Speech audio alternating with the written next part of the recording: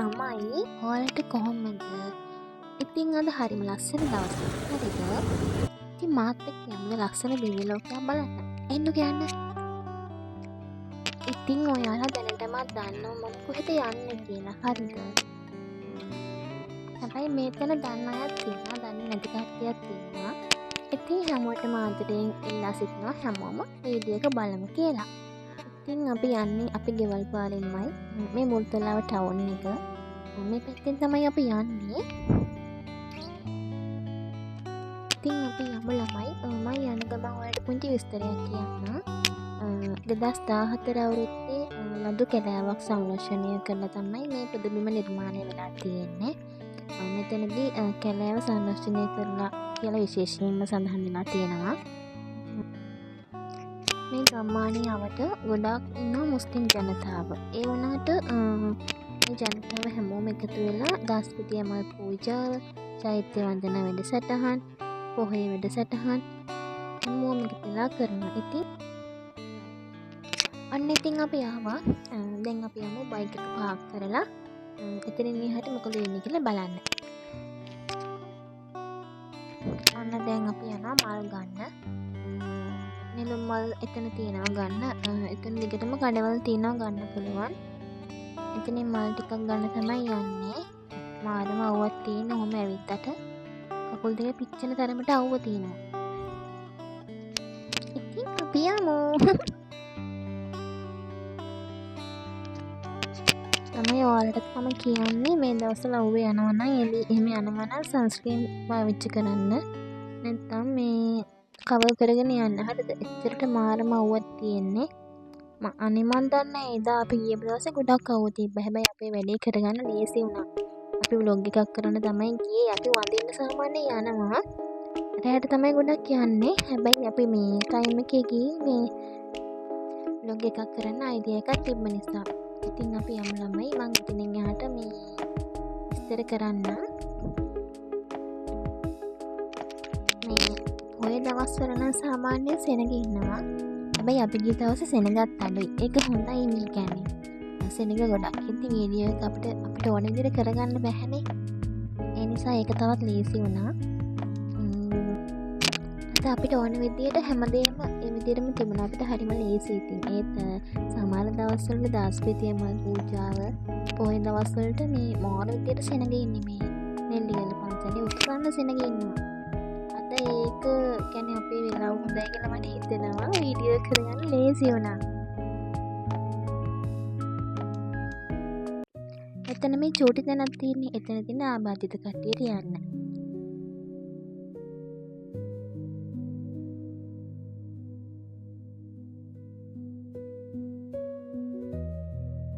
තව දෙයක් තමයි මේ නෙල්ලිගල පන්සලේ අවුරුදු උත්සවයක් තියෙනවා. අවුරුදු උත්සවය ලොකුවටම කරනවා. ඒ කරන අපිට එන්න බැරිව ගියා. මේ පරිසරයේ මේ විදිහටම ලස්සන විඳින්න ඕන නම් ඔයාලා එන්න ඕනේ රෑ නෙවෙයි.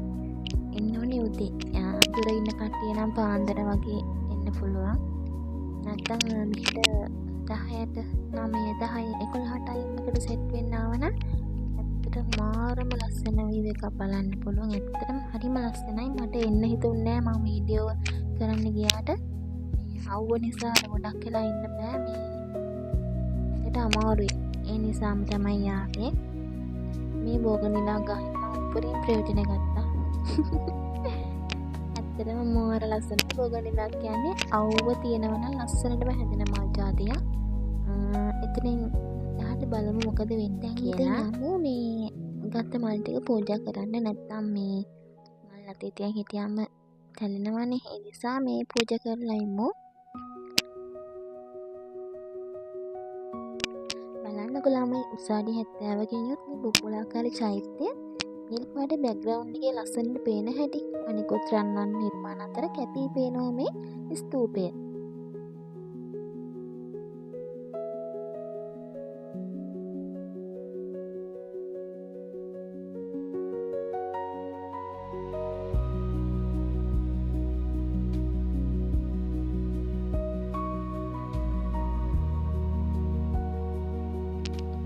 දෙයක් තමයි මේ ස්තූපේ වැඩ අවසන් කරන්න ගිහිල්ලා තියෙන්නේ මාස 3යි.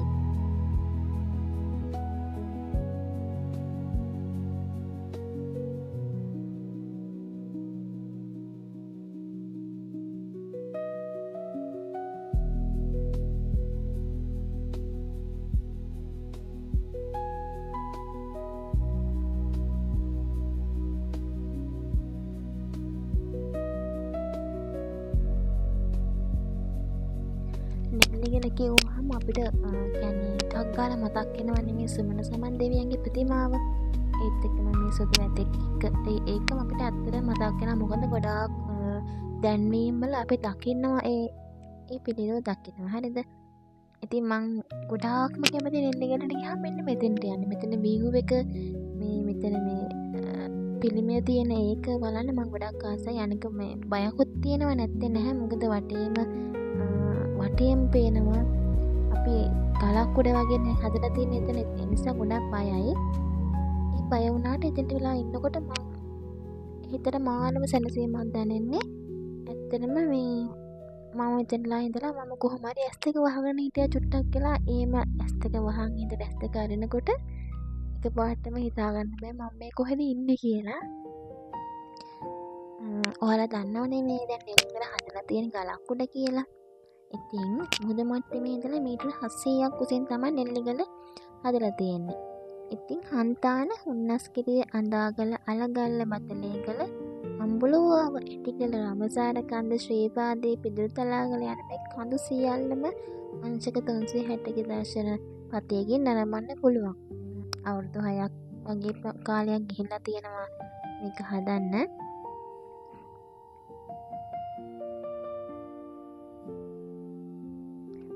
මෙතන තව එක වටින තව දෙයක් තියෙනවා. මොකක්ද දන්නවද? අපේ බුදුරජාණන් වහන්සේගේ ශ්‍රී පාද පද්මයේදී මෙතන සටහන් කරලා තියෙනවා.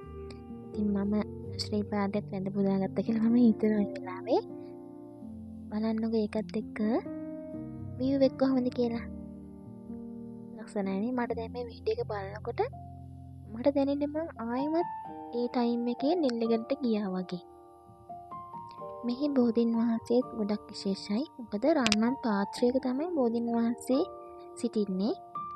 මං චුට්ටක් වෙලා එතන ඉඳගෙන හිටියා. ඒත් මට හිතුණා ඒක හරි නෑ වගේ කියලා. මං ටක් ගාලා නැගිට්ටා. මේ නෙල්ලිගල කියන්නේ වටේම තියෙන මේ බෑග්ග්‍රවුන්ඩ් එකත් එක්ක ගොඩක් විශේෂ වෙන්නේ රන්වන් පාටක් ගන්නා නිසා කියලා මට හිතෙන්නේ. ඒ නිල් පාටත් එක්ක රන්වන් පාට දෙස්සනකොට මාරම ලස්සනයි. අපි යමු ඊළඟට මොකද කරන්නේ කියලා බලමු. ඉතින් ඊළඟට මට තියෙන්නේ ශ්‍රී ශාක්‍යසිංහ සුගන්ධ කුටිය බලන්න. පටන් ගත්ත ගාම ලස්සනට මල් තියෙනවා පූජා කරලා. ඇතුළට යමු අපි. වීඩියෝ කරන්න දෙන්නේ නැහැ කියලා තමයි හිතුනේ. ඒත් අවුලක් උනේ නැහැ. මේ කොමන්ට් කරන මම දන්නේ නැහැ. අපි ඇතුළට අරගෙන ගියාත් කැම් අරගෙන වීඩියෝ කරා. ඒත් දළදා කරඬුව තියෙනවනේ එතනට ගියාම වීඩියෝ කරන්න ෆොටෝ ගන්න දෙන්නේ නැහැ. ඒ දන්ත ධාතුන් වහන්සේලා ඒව ටික විතරක් අපිට ෆොටෝස් වීඩියෝ කරගන්න පුළුවන්. ඒත් අපි දන්නේ නැහැනේ කලින් අපි වීඩියෝ කරා. ඉතින් මෙතන මේ කබඩ් එකක් වගේ තියෙන්නේ. මෙතන තියෙන්නේ අපිට කියන්නේ අපිට පුළුවන් පිළිම ලස්සනට හැඩ කරලා පූජා කරන්න. ඒ වගේ දේවල් මෙතන තියෙනවා. හැමෝම දීපු ඒවා. වටිනවා ඒවත් ලස්සන පිළිම තියෙනවා. මේ මම ලොකු විස්තරයක් කියන්න නම් දන්නේ නැහැ. අපි ඒ ටික බලලා ඊට පස්සේ ගියේ ඇතුළට වඳින්න ගියේ. එතනින් එහාට තමයි වීඩියෝ කරන්න එපා කියලා කිව්වේ. මොකද මේ කියන්නේ අපිත් එක්ක වීඩියෝ කරන්න එපා කියලා කිව්වා. දාදා කරඬුව තියෙනවනේ එතන. ඒ කරඬුව එතන ඒ ටික නිකන් වීඩියෝ කරන්න පුළුවන්. ඒත් ඉතින් මං කලින් වීඩියෝ කරා අපි අරන් ඉවරයි. ඒත් අවුලක් උනේ නැහැ. මොකුත් කීවේ නැහැ. ඉතින් මේ බලන්න ලස්සන. ඇත්තටම වරම ලස්සනයි.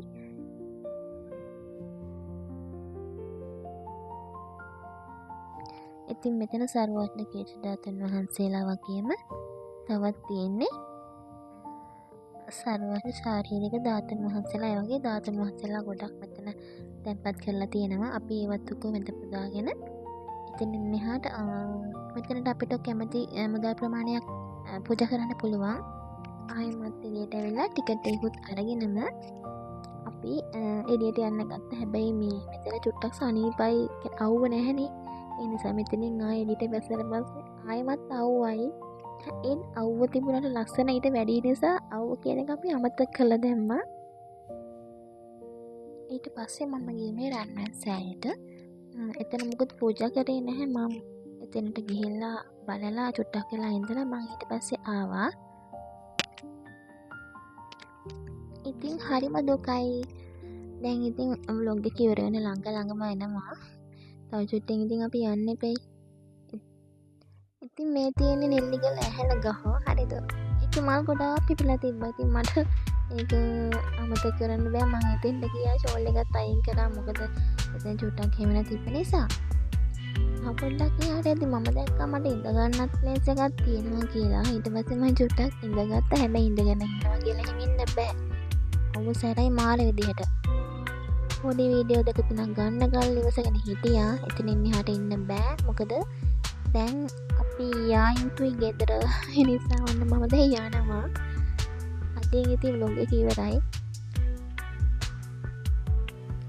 මේ වෙනකොට මම මාරුතිර මූණ වත් වෙලා කකුල් පිච්චිලා එහෙම තිබ්බේ. ඒ ඉතින් vlog එක කරගන්න ඕන නිසා තමයි මේ ටයිම් එකේ ආවේ. ඔයාලට මේ ලස්සන මේ විදිහට බලන්න ඕනේ නම් දවල් වෙලාවේ නැත්තම් උදේ වෙලාවේ නෙල්ලිගලට එන්න. මං ආදරයෙන් ආරාධනා කරනවා. හරි. දැන් ඉතින් අපි යනවා. එහා පැත්තේ මෙහා පැත්තේ ෂොප් තියෙනවා. කොහෙවත් නැවැත්වෙන්නේ නැහැ. මොකද ආවයි මහන්සි. දේවල් ගන්නකොට නැවැත්වෙන්නේ නැහැ. වීඩියෝ ගන්න එක නම් අමතක කරන්නේ නැහැ. දැන් මේ අපි යනවා. යන පාරත් ආයෙත් වීඩියෝ නොකර බෑ. මොකද ඒ තරම් ලස්සනයි. ඒ වෙලාව වටිනවා මාර විදිහට. නුවර කිව්වහම ඉතින් මේ වගේ පරවල් තමයි තියෙන්නේ. නුවර මේ වගේ පරවල් බලන්න මේ වගේ වෙලාවක අනිවාර්යෙන් එන්නම ඕනි. ඇස්පින් කරන්න නම් නුවර මේ වගේ තැන් වලට එන්නම ඕනි. හරිද? දැන් අපි යනවා. අපි යන්නේ පේරාදෙණියේ. මේ පැත්තෙන් යන්නේ. මේ තියෙන කැම්පස් පාර හරිම ලස්සනයි. ඉතින් යන්න ඇත්තටම මේ ඉතින් යන්න හේතුව මේ පැත්තෙන් අපිට ළඟයි. තව දෙයක් තමයි මේ ටයිම් එකේ පාර ලස්සනයි. ඉතින් කැම්පස් පාර ඇතුලෙන් හෙල්මට් දාන්න නැතුව යන්න පුළුවන් මේ ඇතුලෙන්. මේ හෙල්මට් දාගෙන ඉන්නේ. ඉතින් අර ඒ ලස්සන බලන්නත් ඕන නිසා කැම්පස් පාර ඇතුලෙන්ම ගියා. ඉතින් ළමයි අදට මේ vlog එක ඉවරයි. ඉතින් අපි යමු. ආයෙත් දවසක ලස්සන vlog එකක් මම අරන් ඉන්නම්. මේ මගේ පළවෙනි FB vlog එක. voice cover එකත් මේ පළවෙනි එක මේ FB එකේ. ඉතින් ඔයාලා ලස්සනයි කියලා හිතනවා නම් like එකක් දාලා, comment එකක් දාලා, share කරලා support එකක් දෙන්න.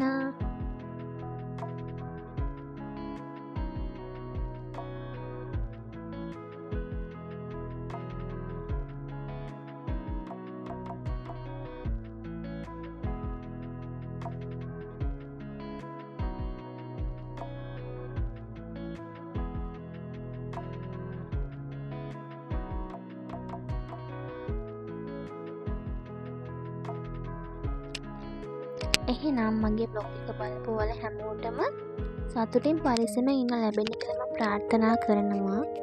එහෙනම් bye. Thank you for watching.